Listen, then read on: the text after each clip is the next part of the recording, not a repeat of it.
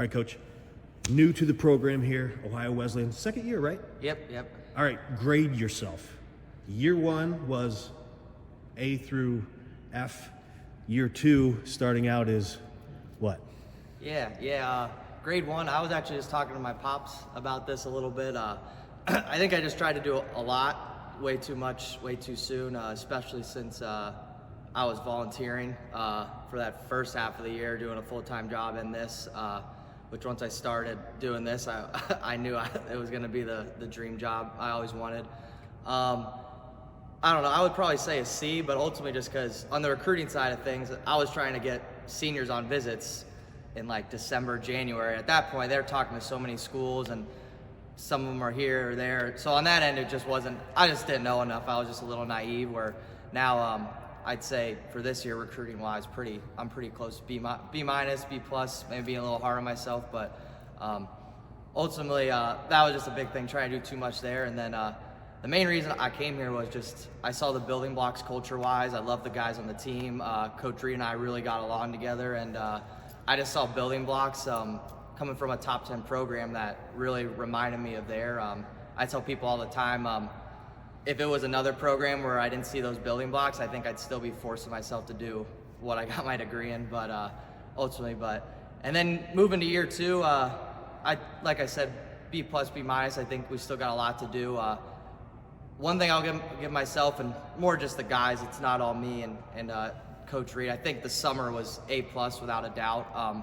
The guys that stayed here in the summer and the guys that made the commitment, some guys were traveling 2 hours to get to one open mat a week, and it was just A plus effort from everybody, and that just wasn't me.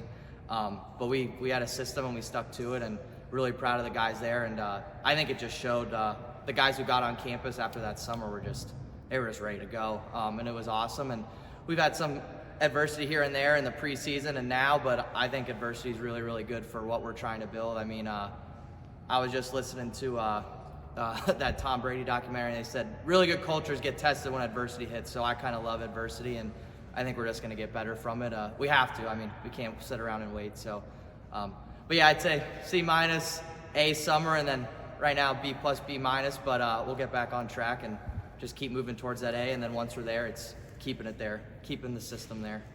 You mentioned you came over from a top 10 program. You were at Baldwin-Wallace, right? Yep. What kind of things, not necessarily on the mat, obviously there's a ton of success in that program. Yep. What kind of things did you learn from a coaching perspective being around those guys that you're going to bring into this room? Yeah, for sure. So when I was young, I mean, I was just all hard-nosed wrestling. I thought you just had to work harder than everyone, which I quickly learned everyone works hard once you get to this level. So then I started to learn you really got to figure out what you're struggling with and just keep working on it. And I think it was just wrestling with coaches is what kind of, I honestly just fell back in love with it. So props there and stuff. But, and then I also had a lot of adversity with injuries and stuff like that. And some of the injuries I just had to, for the team, work through it. And I think that's where deep down I just always knew I was going to coach. I say it to guys all the time because everyone gets knick-knack stuff from day one of the season to the end of the season, and I'm a firm believer, if you get injured, you got to keep getting better at wrestling, and then when you're 100% or 90%, you're going to just be that much better at the sport. So I think that's kind of the biggest thing I took away, is how to bring guys back when they're trying to do too much, how to really elevate guys when they're not doing enough, which is hard.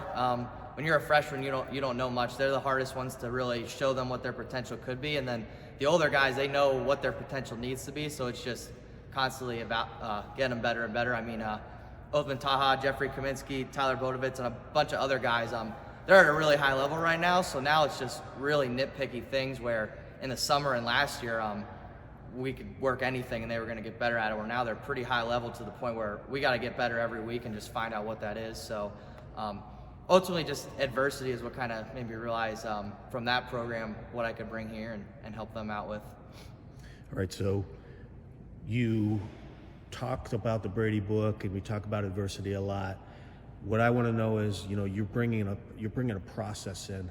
How do you get that freshman to buy into the process? How do you get that freshman that might have been, fairly successful in high school and think that they've Yeah. they've got what it takes to be able to walk on the mat and get their hand raised every single week in, week out in this conference. Yeah. How do you get them to buy into the process? You got to break them down first? Yes and no. I think no matter if you're the best freshman in the country or the worst, you're going to get beat up in any college room. It's just such a just a different level. So you just got to constantly tell them reflect, and it really helps when, once again, back to culture, when the leaders on the team, the upperclassmen, are constantly reinforcing them to get better. I love when a guy gets beat up in the room and the guy that beat him up doesn't let him leave until he fixes it or just works it a little bit, or the next morning for individuals, they come back in and start working on it or something like that. That's the biggest thing. Because even when we bring in freshmen that have a lot of success, we just know how it is they stay there and think they got it all figured out. They're just going to eventually start plateauing where got to keep getting better and better. So it's just constantly reinforcing them on reflecting, having leaders in the dorm rooms, cafeterias, reinforcing what we're trying to do here, because I firmly think it's a special place. So they just got to find a way to buy in. And then even when they are getting beat up, it's just bigger picture thing, which is really, really hard for them to realize. So it's just constantly reminding them of the bigger picture and telling stories. I mean, I think Othman Taha was like 0-8 and then became a regional starter last year. So stories like that, and being a young program, I mean, there's a ton of those. So that part's not hard, but just reinforcing it. You can't tell them day one and then not bring it back up. I mean, I need stuff reinforced all the time too, so I understand that. You mentioned recruiting earlier. Is that one of the key roles that you play in the program? Yeah, that's one thing Coach Rhea and I do pretty well together. I think we have a good blend of two different styles that blend really well together with recruiting. We're just aggressive and fast in our recruiting style, and relationships the biggest thing. When I got recruited, props to Coach Gibbs at BW. I mean, I'll give props there. He just had the better relationship than all the other coaches. So I remember thinking, if I ever coach, if I'm ever in a recruiting role, that's just how I'm going to do it. At the D3 level, we have scholarships, no athletic scholarships, so we can give a lot of different, our school can give a lot of different money that way, but we just have to have really good relationships, and it's kind of just, it's just awesome too, because then when they step on campus, that relationship's already there, and stuff like that, and we want them to know what they're getting into. We want to know what we're getting into with the student athlete. And I mean, Ohio Wesleyan, it's not an easy school to get into, so you need really good head on their shoulder kids. So yeah, it's a big role, and I have a lot of fun with it. I get told all the time that that might be my least favorite part of the job, but I just really like it. I'm talking to wrestlers, and I'm selling them something I 100% believe in, so it's awesome, to be honest. Okay, so sell me. So academics is huge here. Obviously, I get that now. I shouldn't even be allowed in this building because of my academic record. But sell me on the wrestling program. I'm a recruit for you. Yep. You come to a tournament. You sit down next to me. You talk to my parents. What are you saying? Yeah. Honestly, I just ask them about how their grades are, everything like that. The results really don't matter. It's just the kind of person they are. We want people that just want to get better. I always say three things. We want you to get better wrestling-wise, obviously, and our system's been proven to work. If you look at guys who are fully bought in, they're getting better every single day.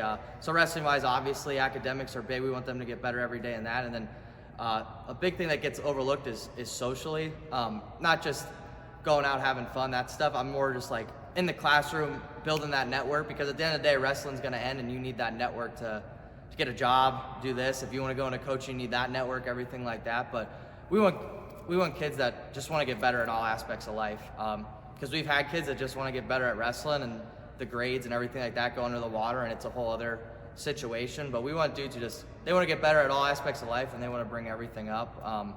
So that's just what our program's about. So it's more about recruiting the kid and interviewing them than and stuff like that. It's kind of how I look at it. But if you want a program where you're going to become better in all aspects, this is the place, because we got the resources on wrestling, socially, and academically. We got them in all aspects.